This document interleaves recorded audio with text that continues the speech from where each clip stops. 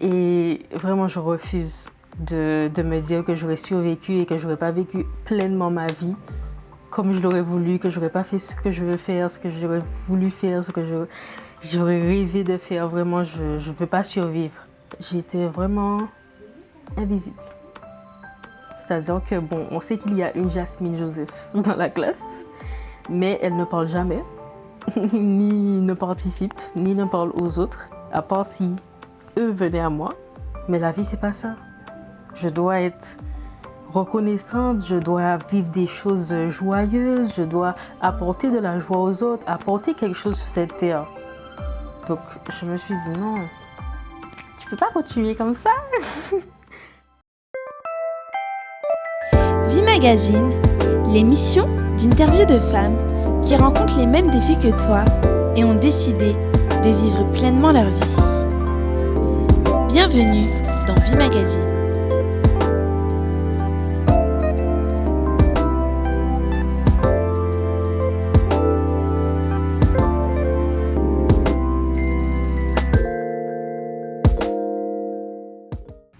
Bonjour, bienvenue sur le plateau de Vie Magazine. Aujourd'hui, j'ai l'honneur de recevoir Jasmine. Hello Jasmine, comment tu vas? Hello, ça va et toi? Ça va bien. Alors, c'est un honneur aujourd'hui de te recevoir sur le plateau de Vie Magazine. Moi aussi. Est-ce que tu peux nous dire quelle est ta vision de la vie? Alors, ma vision de la vie, franchement, je dirais que, comme on en a discuté un peu plus tôt, j'ai la peur, mais vraiment la peur, la phobie même, je dirais, de ne pas vivre ma vie en fait, de survivre pendant ce séjour sur Terre, tu vois. Et vraiment, je refuse de me dire que j'aurais survécu et que j'aurais pas vécu pleinement ma vie comme je l'aurais voulu, que j'aurais pas fait ce que je veux faire, ce que j'aurais voulu faire, ce que j'aurais rêvé de faire. Vraiment, je veux pas survivre. Je veux pas survivre. Et selon toi, c'est quoi qui fait que des fois on survit et qu'on vit pas pleinement notre vie? Je dirais le regard des gens, le fait qu'on se préoccupe beaucoup trop de la vie des gens, c'est réel et malheureusement, on a tous ce problème. Et jusqu'à maintenant, même pour moi. Je dirais aussi que justement, on donne un peu trop d'importance à ce que les gens disent, ce que les gens font et leur avis par rapport à nous, notre vie en fait. Et c'est comme si c'était eux qui étaient les maîtres de notre vie.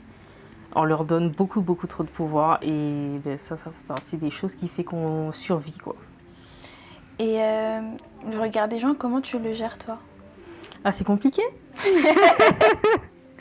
C'est compliqué parce que c'est un combat de tous les jours en vrai. C'est vraiment un combat de tous les jours parce que même si on a déjà fait un travail sur nous, il y a toujours un travail à faire en fait, chaque jour sur quelque chose. Que ce soit dans tel ou tel domaine, il y a toujours un travail à faire au niveau du regard des gens sur nos projets. Aujourd'hui, tu peux avoir fait ce travail sur toi qui fait que pour telle ou telle chose, tu n'as plus besoin, enfin, on va dire tu t'en fous un peu du regard des autres, mais je sais pas, tu vas commencer un nouveau projet, là tu vas te dire, ah mais qu'est-ce que les gens vont penser, ah mais et s'ils disent ça, s'ils aiment pas, etc. Tu vois, c'est vraiment tous les jours un combat. Et j'ai envie de dire, je sais pas, je sais même pas. En vrai, c'est y aller et essayer de faire abstraction, de se dire que si nous on en a envie en fait, c'est qu'il faut y aller quoi, tu vois. Et voilà, tout simplement. Et dans ta vie, est-ce que tu as déjà souffert du regard des gens sur toi? Ah oui. Quand j'étais au lycée surtout, j'ai laissé beaucoup trop la vie des gens dominer ma vie en fait. Vraiment. Et ça m'a gâché la mienne, tu vois.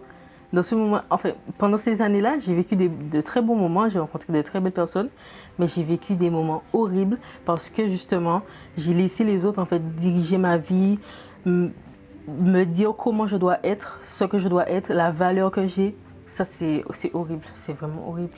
Est-ce que tu peux nous raconter un petit peu ce qui s'est passé? Alors, j'arrive pas vraiment à poser le mot, mais techniquement, c'est de l'harcèlement. Donc, j'ai vécu de l'harcèlement pendant le lycée par rapport à mon poids. Par rapport à mon poids, et pourtant, comme je le dis souvent, j'étais pas si grosse que ça, on va dire. Je vais vraiment employer le terme grosse parce que, encore une fois, c'est pas quelque chose de méchant, c'est juste un adjectif, quoi. Donc, on me considérait comme grosse. En tout cas, pas dans la norme de la société, pas comme le corps de la femme devrait être, pas comme quelque chose qui est beau, en fait. Et on me faisait comprendre que ben, je suis une sous-merde, quoi, tu vois. Et donc, par rapport à ça, ça m'a donné beaucoup de problèmes, notamment par rapport à mon alimentation, donc mon rapport à l'alimentation. Et mon estime de moi-même, ma confiance en moi, mon amour pour moi-même, la connaissance de ma valeur, de mon identité, tout en fait. J'ai l'impression que ça m'a complètement détruite de l'intérieur comme de l'extérieur. C'est-à-dire j'étais un vase complètement écrasé, tu vois. Et voilà. Après, je sais plus. Et comment se présentait cet harcèlement? Donc du coup, on n'arrêtait pas de te faire des remarques méchantes par rapport à ton poids. Oui, donc voilà, beaucoup de remarques tous les jours, même et surtout quand on était en sport, forcément. Quand on était en cours de sport, c'était... Et pourtant, je faisais partie des personnes qui, par exemple, lorsqu'on faisait du renforcement musculaire, j'aimais beaucoup le renforcement musculaire, donc c'est quelque chose que je pratiquais déjà chez moi, par plaisir. Et donc, lorsqu'on était en cours, j'étais encore plus contente, tu vois, j'étais heureuse d'aller faire du renforcement musculaire et tout. Je faisais déjà certains exos, les squats, les abdos, etc. Donc, j'étais dans mon élément, en fait, tout simplement. Donc, je vivais mon bail. Mais en fait, on me faisait comprendre, non, mais bon, il faut faire un petit peu plus de sport, quoi, tu vois. Certes, tu arrives à faire 2-3 squats là, mais tu peux pas faire de développé couché, par exemple, parce que j'ai des problèmes au dos, donc je peux pas mettre forcément de poids. On me faisait comprendre, tu portes juste la barre, genre... Et on te rabaissait quotidiennement. Voilà. Quotidiennement, on me rabaissait, on te fait comprendre que t'es pas à ta place, que tu dois pas être comme tu es, que t'es moche et que ben, t'es pas désirable, que c'est pas... Tu dois pas être autour de ces personnes-là, t'es pas dans la norme, tu dois être vraiment à côté. Et tant que tu seras pas comme il le faut, ben, tu seras une sous-merde et peu importe ce que tu dis, ce que tu fais, c'est de la merde. Et quand ça s'est passé, est-ce que tu as trouvé une oreille à qui en parler? Franchement, non. En vrai, notamment on dit, et je conseille à tout le monde bien évidemment, de se confier donc au personnel de l'école, que ce soit aux surveillants, aux CPE, aux profs, je ne sais pas. Mais je trouve que, entre guillemets, ça sert à rien. Et le plus souvent, justement, ceux qui ont été victimes disent ça. C'est un peu triste, mais c'est la réalité. Parce que, comme je le dis et comme je le pense, le personnel scolaire n'est pas assez formé, en fait, sur toutes ces... comment dire? Problématiques. Voilà, toutes ces problématiques, tout le harcèlement en soi, ils ne sont pas assez sensibles à cela et ils ne sont pas assez formés pour lutter contre aussi. Et savoir qu'est-ce qu'il faut faire, comment le déceler aussi, comment le voir, parce que c'est quelque chose qui n'est pas forcément visible, c'est pas forcément des expressions forcément que tu vas entendre en face dans ton cours, etc. Mais tu peux voir en fonction du comportement de l'être humain qui est en face de toi qu'il y a un problème, tu vois. Et par rapport à tout ça, je trouve qu'ils sont pas du tout formés là-dessus, ils sont pas du tout sensibles à cela. Et même si, bon, il y a déjà eu certaines avancées, mais c'est pas ça du tout jusqu'à maintenant. Parce que sinon, on ne serait pas encore là aujourd'hui. Et du coup, c'est pas un prof, c'est pas un surveillant que je vais aller discuter, dire oui, bon, voilà ce que je subis. On va te dire, bon, ben, je sais pas, t'es là, si tu me dis ça, c'est que tu as réussi à le survivre, donc ça va aller. Continue, va en cours, ne t'occupe pas, c'est tout. Est-ce que tu as réussi à en parler à des amis? Alors, j'ai réussi à en parler à certains de mes amis de l'époque, enfin, mes camarades de l'époque, mais c'était justement ceux qui subissaient aussi la même chose le plus souvent, du coup. Donc on se confiait, on se disait que, enfin, on discutait, on disait que voilà, un tel m'a fait ça aujourd'hui, un tel m'a fait ça, et on se comprenait en soi, mais on peut pas faire plus, tu vois. Et même lorsque une personne va subir ça pendant, je sais pas, le cours, en tout cas dans le milieu scolaire, il y a tout le monde, on peut pas forcément, comment dire, on va pas forcément réagir en fait, parce que nous on sait que notre tour arrive juste après, tu vois. Et surtout j'avais vraiment ce sentiment lorsque j'étais notamment en classe de seconde. Je sais que j'ai une amie qui là est en train de se faire lyncher par exemple, mais j'ai pas plus le courage d'aller et de l'aider, à part après par la suite lorsqu'elle va venir peut-être se confier à moi, ou que moi je vais venir lui dire oui, je suis triste de ce que tu as vécu, etc. Mais je sais que comme mon tour arrive après, déjà il me faut tu vois, me renforcer un peu. Il me faut un petit peu d'entraînement pour ensuite pouvoir survivre à ce qui va m'arriver quand ce sera mon tour, parce que je sais que mon tour arrive aussi, tu vois. Et ça, c'était vraiment compliqué. Horrible. Et du coup, est-ce que pour toi, ça a été une force d'avoir ce petit groupe d'amis à qui, même si vous n'aviez pas de solution concrète, mais juste trouver une oreille à qui parler, est-ce que ça a été une force dans ce combat, dans cette lutte contre le harcèlement? Oui, en vrai, ça aide beaucoup. Surtout le fait de parler, je le dirais toujours, le fait de parler, de dire la chose, ça te libère les épaules en fait. Déjà d'une certaine manière. Et d'autant plus lorsque tu es compris par la personne à qui tu te confies, là c'est juste extraordinaire. Ça, c'est vraiment libérateur. Et c'est pour ça que je dis toujours à mes copines que dans tous les domaines, je dis toujours, vous pouvez venir me parler. Il n'y a pas de problème, je peux être occupée, je peux vous répondre peut-être dans 2 jours, mais dites, allez-y, parce que ça libère d'une manière que vous ne pouvez pas savoir. Et dans tous les cas, personnellement en tout cas, je serai toujours là pour vous écouter et pour vous épauler, peu importe ce que vous vivez, même si je n'ai pas vécu la même chose et que je ne peux pas autant comprendre peut-être, mais je vais toujours comprendre d'une certaine manière parce que j'ai quand même un minimum d'empathie, quoi. Et je serai là pour vous épauler, peut-être pour vous aider, vous conseiller. Vraiment, ça libère, donc c'est important. Et c'est notamment pourquoi j'ai voulu faire peut-être un petit groupe de parole où on peut discuter un peu de tous ces traumatismes, que ce soit harcèlement, des choses juste négatives qu'on aurait pu vivre. Je trouve que c'est important, même si on n'apporte pas forcément de solution, parce que en soi, on ne vit pas le problème de la personne, on n'a pas tous les facteurs que vivent cette personne, tu vois. Mais juste le fait que cette personne sait qu'elle peut se libérer face à quelqu'un, elle peut dire, en fait, décharger tout son poids, ça fait déjà énormément, quoi. Et j'aurais aimé avoir vraiment cette aide, plus que mes potes à qui j'aurais pu parler, ou même si on ne se parlait pas forcément, mais avoir vraiment cette aide, je sais que toi, je peux te parler, je peux tout te dire et ça va me décharger, ça va m'aider, en fait. C'est déjà un premier pas aussi. Donc pour toi, la parole libère? Ah oui, la parole, ça libère, littéralement, ça libère.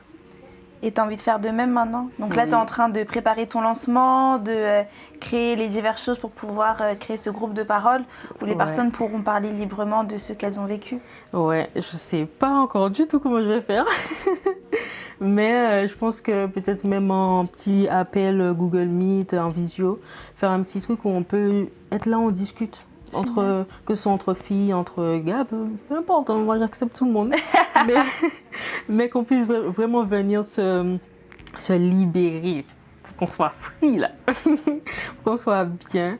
Et je trouve que ça fait toujours du bien, surtout d'être entouré. En fait, peut-être au début ça peut être, on peut se dire que bon, c'est un peu bizarre, on peut être mitigé, on peut se dire que bon, ça va me servir à rien. Où on n'a pas forcément envie de se confier à des gens qu'on ne connaît pas. Mais en vrai, la parole, c'est libérateur, encore une fois. Donc franchement, je trouve que c'est important. Et ça peut vraiment aider beaucoup de gens, en vrai. C'est sûr. Et toi, dans ton combat contre le harcèlement, est-ce que tu as réussi à en parler à un adulte? Je dirais non. Parce que certes, j'en ai brièvement parlé à mes parents, enfin notamment à ma mère, mais j'en ai pas parlé en profondeur, en mode maman, je te pose là et je te dis bon voilà ce que j'ai vécu au lycée, quoi. Voilà tout ce que j'ai vécu et voilà ce que moi aussi j'ai pu ressentir, voilà comment je l'ai vécu, enfin tout ce que ça a pu me faire, tout ce que ça a pu m'apporter et tout ce que ça me fait encore aujourd'hui, tu vois. Même jusqu'à maintenant, je dirais que voilà. Et même, j'ai l'impression que les parents aussi ne sont pas aussi sensibles à cela. Parce qu'ils voient que ça va, mon enfant, il est là, il va bien. Je le vois, il va à l'école, il sourit, il mange, etc. Donc, non, tout va bien. Même si j'avais dit à ma mère, oui, tu vois cette personne, même si je lui dis par exemple, demain je lui dis, ah, tu vois cette personne, elle m'a fait ça ou ça. Elle va me dire, ah, d'accord. Et tu vois, le plus souvent, je trouve, les parents sont comme ça. Ils vont pas chercher plus en profondeur et ils vont pas vraiment comprendre la hauteur du problème, quoi. Tu vois, c'est grave. Et du coup, on n'a pas forcément envie de se confier, de de dire les choses parce qu'ils ne vont pas nous comprendre en soi. Ouais.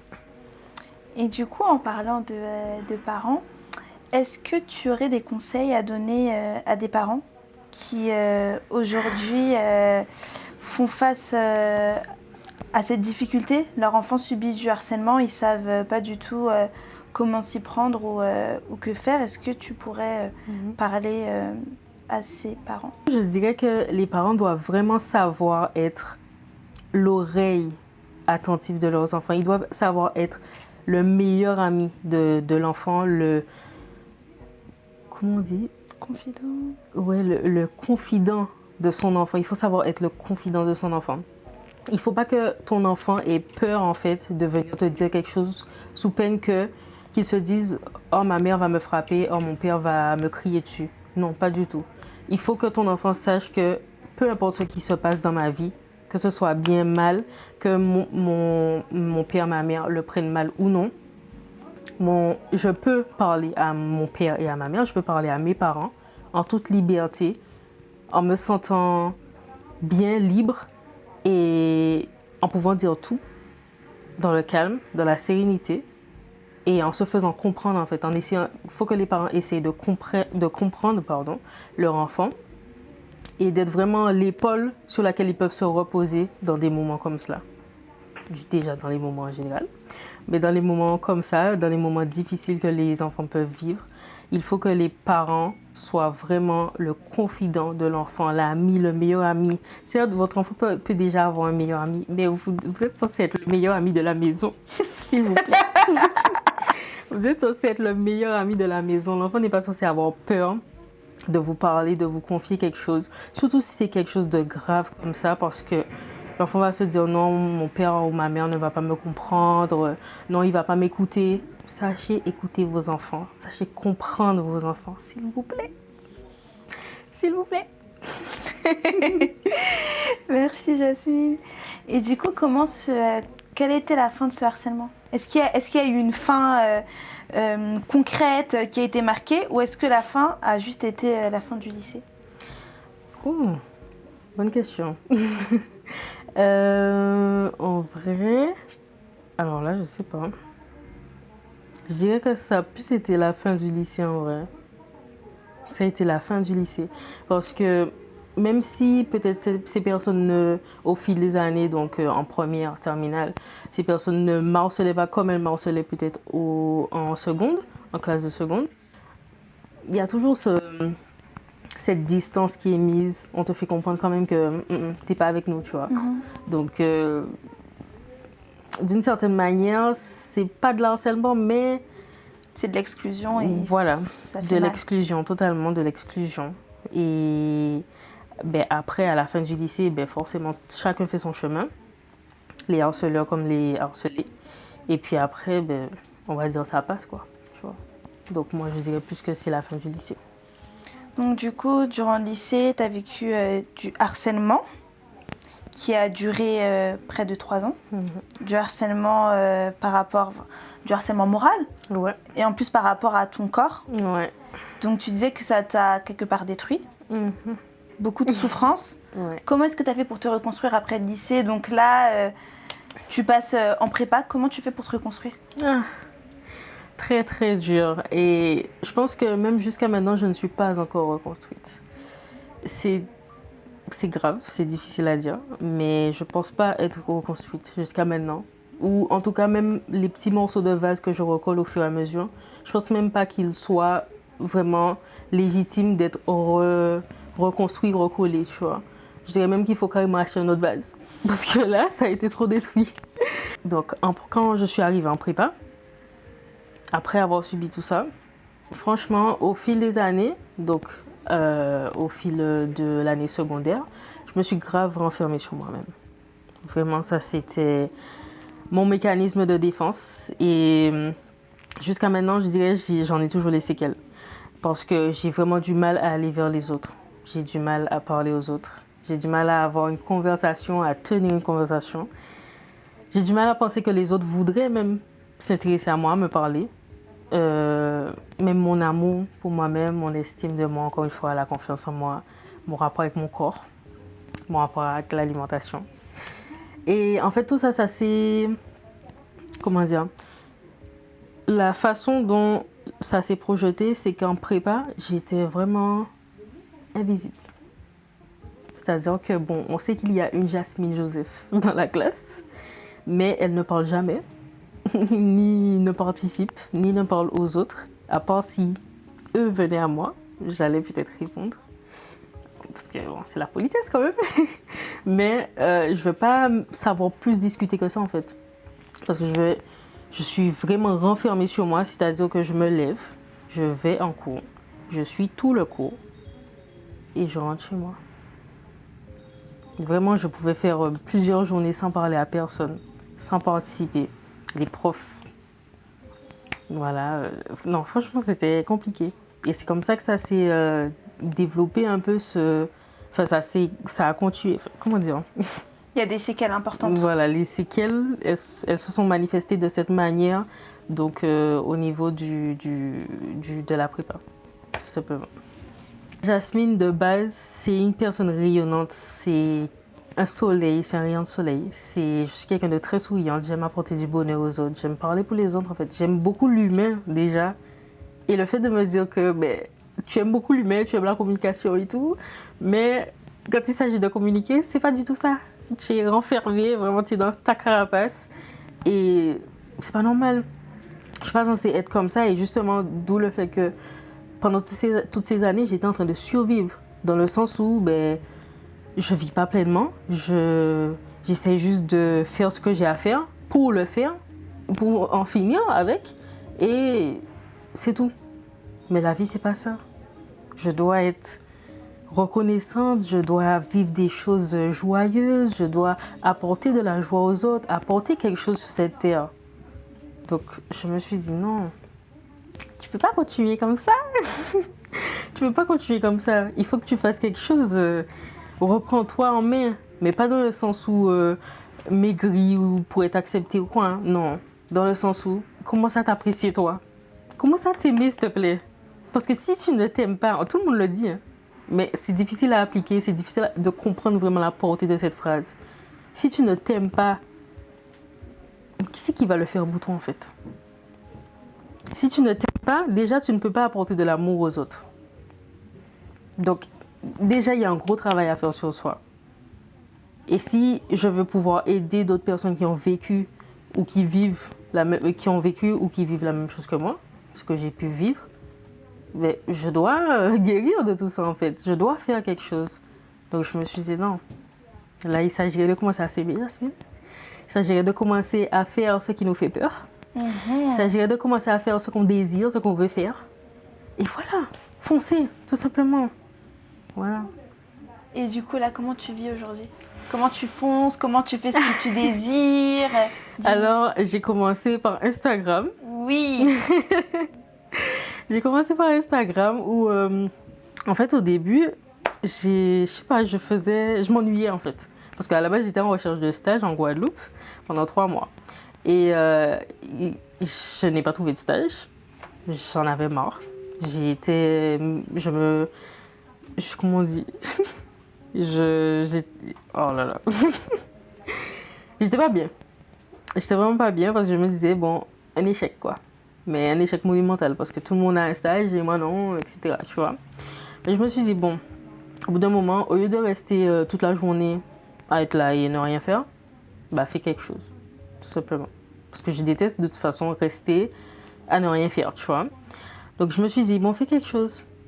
Je commence à aller sur Canva, je commence à faire, je sais pas, des petites vidéos, des petits visuels. Parce que comme je veux travailler dans la communication, je me suis dit, bon, vas-y, entraîne-toi. Si tu trouves pas de stage, tu trouves pas une entreprise, ben entraîne-toi toute seule alors. Donc j'ai commencé à faire ça. Et au début, je me souviens, j'avais créé une petite vidéo, comme une petite intro en fait, où je mettais mon nom, mon prénom, et j'ai mis créatrice de contenu du dimanche. Mais en mode, voilà, je sais pas pourquoi j'ai fait ça, mais dans le sens où je sais que au fond de moi, en fait, maintenant, en tout cas, je peux le dire, je sais qu'au fond de moi, j'avais envie d'être créatrice de contenu. Sauf que je me dis, ben, encore une fois, le regard des autres. Tu vois, certes, il y a déjà eu un certain travail. Certes, je me dis, bon, Jasmine, là, il faut faire ce que tu aimes, etc., etc. Mais là, quand je me dis créatrice de contenu, je me dis, mais les gens, là, ils vont mal me regarder. Ils vont se dire, mais qu'est-ce qu'elle veut, là? Elle, déjà, en prépa, elle ne voit même pas sa bouche. Au lycée, c'est comme ça qu'elle était, etc. Bref, un tas de pensées. Le regard des gens. Exactement, le regard des gens, la vie des gens. Et je me disais, mais de toute façon, qui va s'intéresser à mon contenu, en fait, même si je fais quelque chose. Et si je dis je suis créatrice de contenu, mais on va se dire, mais ils pour qui elle?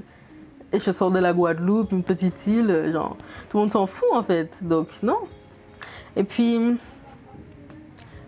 je me suis dit, bon, je vais en rigoler, mais tu vois, c'est comme par rapport à nos insécurités. Notre manière de nous défendre, c'est d'en rire. Mais non, en fait, ça montre juste que, tu vois, il y a un travail à faire. Donc, de cette même manière, je me suis dit, ben, si tu mets créatrice de contenu du dimanche, tu te moques de toi-même, là. Donc, ça veut dire que tu laisses les autres le pouvoir de pouvoir se moquer de toi. Tu vois. Je me suis dit, non, négatif. Tu peux redire ça, s'il te plaît?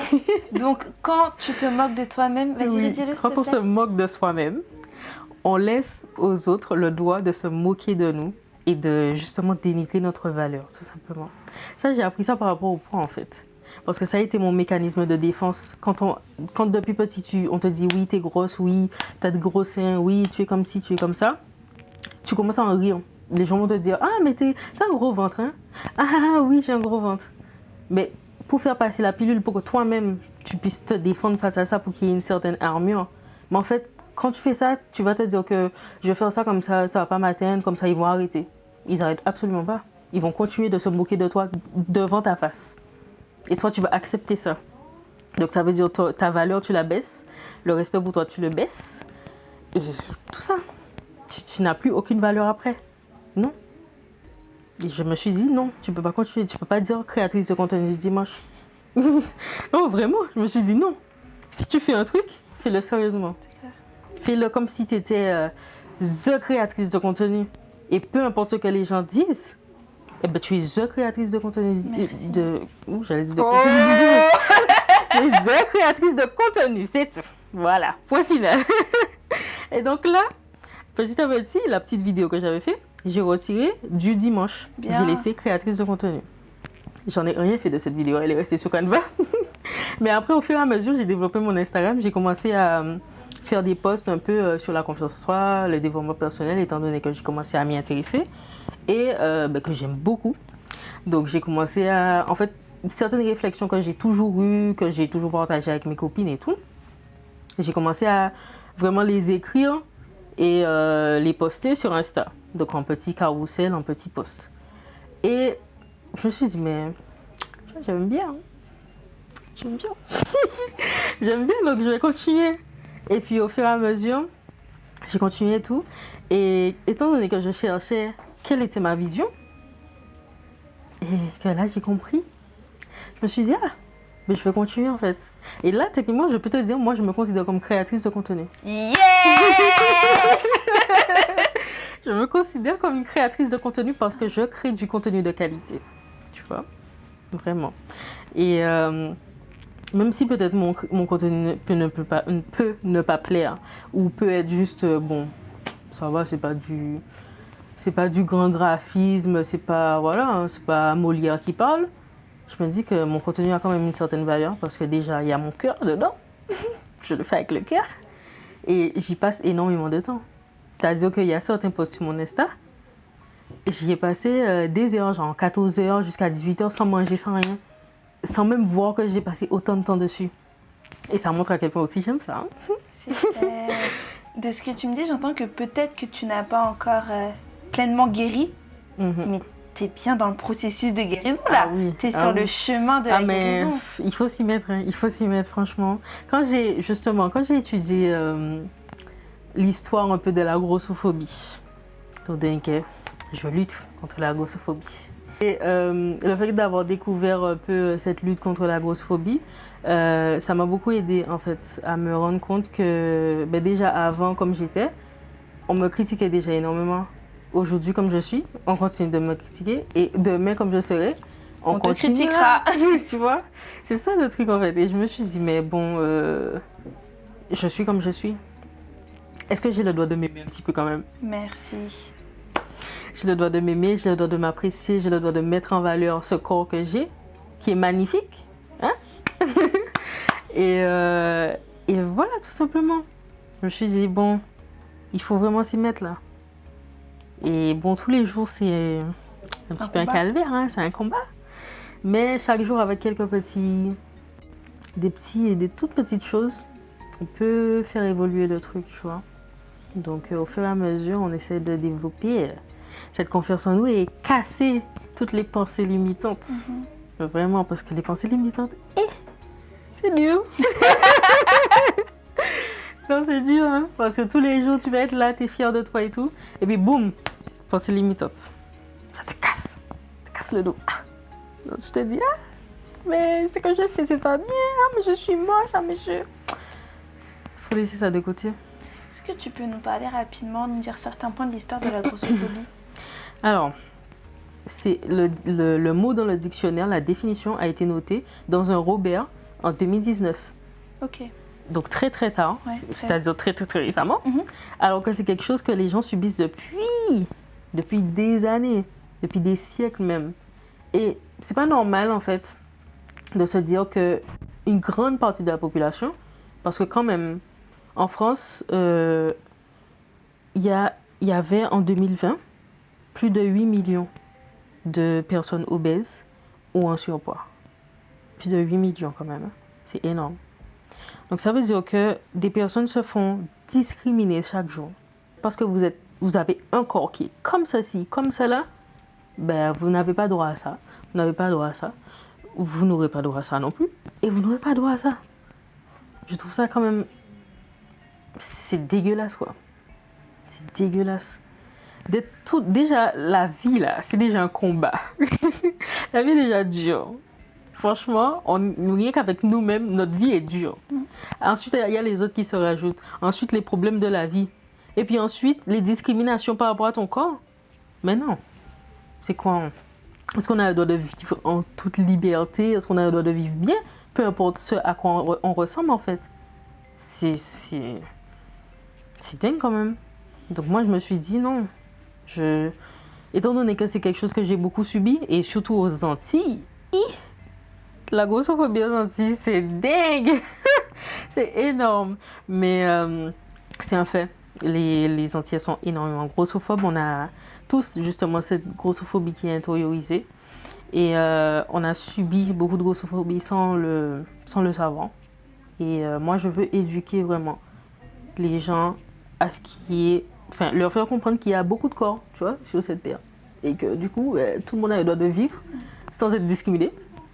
Tout le monde a le droit de réussir, d'être bien, d'être beau, de se sentir beau, tout simplement. Il y a la grossophobie, mais tu luttes aussi... Comment dire? Tu luttes par rapport à toutes les remarques que les personnes peuvent se permettre de faire par rapport à notre corps. Exactement, je lutte contre le faux body positivisme. Alors ça, j'ai... Comment dire? Cette inspiration m'est venue donc de lutter contre le faux body positivisme parce qu'on parle souvent de body positivisme. Hashtag body positivité, hashtag all bodies are beautiful, bref. Tout le monde prend ça, tout le monde parle de ça. Et tout le monde veut prôner la body positivity. Cependant, pourquoi on prône la body positivity et que tous les jours, on se fait lyncher? Il y a une grande partie de la population qui se fait lyncher, qui se fait discriminer parce qu'elle ressemble, parce qu'elle a un corps qui est plus gros que les autres, parce que son poids est plus gros que les autres. Non, c'est pas normal. Puisqu'on parle de body positivity, la body positivity, je ne sais pas s'ils se souviennent, hein, parce qu'ils aiment bien parler. Je ne sais pas s'ils ont regardé la définition. C'est apprécier tous les corps, aimer, accepter, apprécier tous les corps. Tout simplement laisser les gens apprécier leur corps comme ils sont. Tu vois? Et comment ça se fait qu'on prône la body positivité et que tous les jours, les gens aient du body shaming en fait? C'est du n'importe quoi. Et tu parles des personnes qui sont en surpoids, des personnes qui sont en obésité, mais aussi des personnes qui sont minces et qui sont maigres. Et tu as découvert quelque chose que tu ignorais complètement. Oui. Ah oui, ça m'a choquée. Je discutais avec une copine en fait par rapport à la grossophobie, on discutait et tout. Et du coup par rapport à mon contenu sur Insta. Et elle me disait, elle me faisait comprendre certaines choses que sa sœur avait vécues. Donc sa sœur qui est un peu plus grosse qu'elle. Et elle est menue. Donc elle m'a fait comprendre que voilà ce qu'on a dit à ma sœur, etc. Et moi j'ai subi ça. Elle m'a dit juste une petite chose. J'ai dit mais waouh. Tu sais, je comprends ce que tu me dis en fait parce que parce que moi j'ai le même schéma dans ma famille, c'est-à-dire que elle a une grande sœur qui est plus grosse et elle est mince. Et moi, je suis plus grosse que ma sœur. Ma sœur elle est mince. Donc tout comme moi j'ai pu vivre et ma sœur a pu voir que j'ai été victime de grossophobie, tout comme ben moi je peux voir les remarques que reçoit ma sœur et les personnes minces en général, tu vois. Donc je me suis dit, mais il y a quelque chose à faire là. Il y a vraiment quelque chose à faire. Donc en fait, on en a discuté. Et elle m'a parlé vraiment de plusieurs petites choses qu'elle a vécues, genre vraiment sur la semaine. Hein. Elle m'avait dit, voilà ce que j'ai vécu, etc. Voilà ce que ça m'a fait. Je lui ai dit, mais waouh, mais c'est dingue quand même. Et puis, je me suis dit, non, je suis obligée d'en parler en fait. Là, tu vois, la manière dont elle m'a dit, ça lui a fait mal, etc. Je me suis dit, non, ça me fait mal pour ma copine en fait, tu vois. Je me suis dit, non, je dois en parler. Et du coup, j'ai fait le post sur les personnes minces. Et ce post, il a cartonné. Mais j'étais choquée. Il a beaucoup plus cartonné que le post sur les expressions grossophobes. Ça m'a choquée. Tous les repartages, etc. Je me suis dit, mais waouh, les personnes minces là, en fait, les skinny, vous souffrez en silence là. Vous souffrez vraiment en silence. Et il y a plusieurs personnes ensuite qui sont venues me dire, oui, effectivement, Jasmine. Franchement, merci d'avoir parlé de ça. Parce que on ne nous laisse pas le droit de parler, en fait. Et on souffre. Et on n'a rien le droit de dire. On n'a pas le droit de se plaindre parce qu'on est mince, justement. C'est vrai que souvent, on a tous, sans s'en rendre compte, on se permet des choses qu'on ne devrait pas en fait. Oui. Par exemple, quand une amie qui est mince va nous dire « Oh, j'ai envie de perdre du ventre », on va lui dire « Mais non, mais qu'est-ce que tu nous racontes ? Ton ventre est déjà mince, etc. » Dire qu'en fait, elle a le droit de vouloir se sentir comme elle veut se sentir en fait. Exactement. Et quand il y en a une qui va dire « Oh, mais je veux grossir », « Oh, mais non, mais pourquoi est-ce que tu veux grossir ?» Mais laissez-nous vivre. Oui, c'est ça. C'est ça. Et tu vois, ce que tu dis, c'est vraiment réel parce que même moi, quand j'étais plus jeune, du coup, même surtout au lycée, je me souviens, j'avais mes copines qui étaient plus minces et moi, je suis là, je me fais insulter tous les jours par rapport à ma grosseur. Et je me dis, mais attends, frère, tu te sens grosse là, vraiment? Tu te plains de quoi? Tu te plains de ton ventre? Tu te plains de quoi là? T'as même pas de ventre. Mais en soi, tout le monde a genre, on se sent tous mal à l'aise dans nos corps en fait. On a tous des insécurités et on a le droit de se plaindre. Tu vois, c'est comme lorsqu'on dit que tout le monde a ses problèmes, etc. Mais en fait, c'est pas parce que un tel vit dans une pauvreté extrême et que toi, bon, t'es chez toi, mais t'as un petit souci, je sais pas moi, un petit souci avec ta maman, que t'as pas le droit de te plaindre du petit souci avec ta maman parce qu'il y a quelqu'un qui est dans la pauvreté extrême. Tu vois ce que je veux dire? Tout le monde a le droit de se plaindre à son échelle en fait. Et je me suis dit, mais waouh, c'est vrai. C'est vrai, et j'ai pu justement dire ce genre de choses à des personnes plus minces que moi. Mais c'était moi-même mes insécurités que je mettais sur elles, tu vois. Et en ayant compris ça, je me suis dit que tout part des insécurités. Hein. Tout part de là. Et en fait, étant donné que je sais que j'ai été comme ça et que j'ai pu subir aussi certaines choses et que j'ai vu des deux côtés, en fait, des deux extrêmes, on va dire, je me suis dit non, le faux body positivisme. Je me suis dit non, là, on va parler de ça. Et pour finir, Jasmine, est-ce que tu pourrais donner un conseil à quelqu'un qui souffre d'harcèlement aujourd'hui? Qu'est-ce que tu lui dirais? Alors, à toi qui souffres peut-être d'harcèlement, j'aimerais te dire que déjà, tu vas y arriver. Je sais qu'on dit souvent ça, mais tu vas y arriver. Prends conscience, s'il te plaît. Prends conscience de ta valeur et ne laisse pas les gens te donner une valeur en fait. Te dire que tu vaux 2 € alors que tu vaux des millions d'euros. S'il te plaît, tu es un diamant. Ne l'oublie pas. Et c'est toi qui dois définir ta valeur. C'est toi qui dois définir le respect que les gens vont te donner. Alors respecte-toi. Valorise-toi pour que les autres même soient obligés de te valoriser et de te respecter. Voilà. Merci beaucoup, Merci. Jasmine. Donc, je vous remercie de nous avoir suivis aujourd'hui. On vous tient au courant sur tous les projets de Jasmine. Dès que le groupe de parole est créé, on n'hésite pas. On donne toutes les informations et je vous dis à bientôt. Au revoir.